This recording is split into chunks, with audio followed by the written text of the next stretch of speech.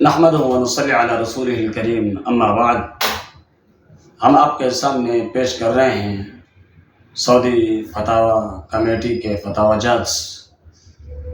ایک اہم سوال کی طرف ہم آپ کو لے کے چلتے ہیں، وہ بھی اکثر جو ہیں احباب ان کے علم میں نہیں ہے، یعنی اکثر لوگوں کے علم میں یہ بات نہیں ہوتی۔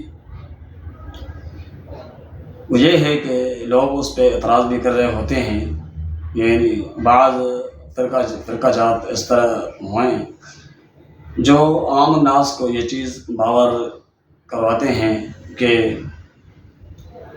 اب سوال کیا ہے وہ اس میں موجود ہے۔ جو بات میں کہنا چاہ رہا ہوں وہ ہے، کیا مؤذن کے لیے یہ جائز ہے کہ وہ اقامت بھی کہے اور نمازیوں کا امام بھی بن جائے، یعنی وہی اقامت کہے، وہی اذان دے اور وہی امامت بھی کروائے؟ کیا کسی مؤذن کے لیے یہ عمل جائز ہے؟ بعض جو لوگ ہیں ان کے ذہنوں میں یہ بات ڈالی جائی گئی ہے کہ یہ عمل جو ہے یہ درست نہیں ہے۔ وہ یہ کیسے بن سکتا ہے کہ کوئی امام مؤذن ہے تو وہ امام کیسے بن سکتا ہے، وہ تکبیر کیسے کہہ سکتا ہے؟ تو اس سوال کے جواب میں شیخ رحمہ اللہ کی ایک اہم بات جو کہ آگے ہم آپ کے سامنے پیش کرنے والے ہیں، یہ ہے کہ شیخ فرماتے ہیں کہ ہاں یہ جائز ہے کہ ایک ہی شخص اذان دے، اقامت کہے اور نماز پڑھائے، یہ جائز ہے۔ کہتے ہیں کہ اگر مؤذن دیگر نمازیوں کے مقابلے میں بنسبت زیادہ عالم ہے، علم رکھتا ہے، کیونکہ نبی صلی اللہ علیہ وسلم کی حدیث ہے کہ امام تم میں سے وہ شخص بنے جو قرآن مجید کا علم زیادہ جانتا ہو یا عالم ہو، یا پھر ایسا ہو کہ عمر میں وہ شخص بڑا ہو۔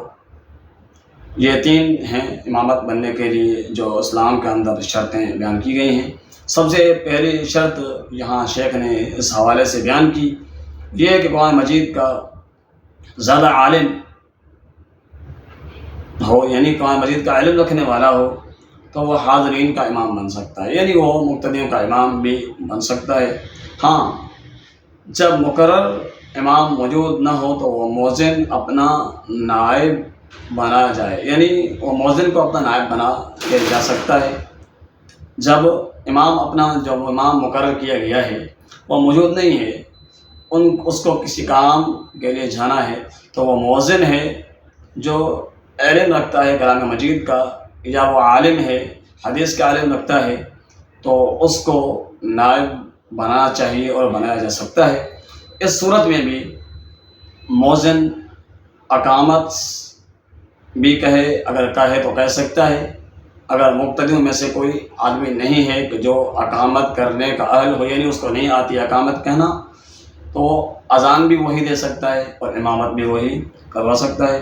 اسی طرح مؤذن کو تنخواہ دار امام کے منصب پر فائز کرنا جائز ہے، یعنی جو امام وظیفہ لے رہا ہے، اور ہمارے ہاں یہ ایک المیہ ہے کہ امام کو جو ہے تنخواہ دے کر مقرر کرنا، یہ جو ہے اس کو اچھا نہیں سمجھا جاتا اس عمل کو، لیکن شریعت کے اندر اس کی کوئی معنی نہیں ہے۔ ہاں، اگر کوئی ایسا امام ہے جو صاحب حیثیت ہے، اگر وہ نہیں دینا چاہتا تو وہ اس کا ذاتی معاملہ ہے، لیکن تنخواہ دار، یہاں شیخ کے اس جواب سے یہ بات بھی ثابت ہو کر ملتی ہے کہ امام کو تنخواہ پر رکھا جا سکتا ہے، اس میں کوئی حرج نہیں ہے، اور اسی تنخواہ دار امام کی جگہ پر مؤذن کو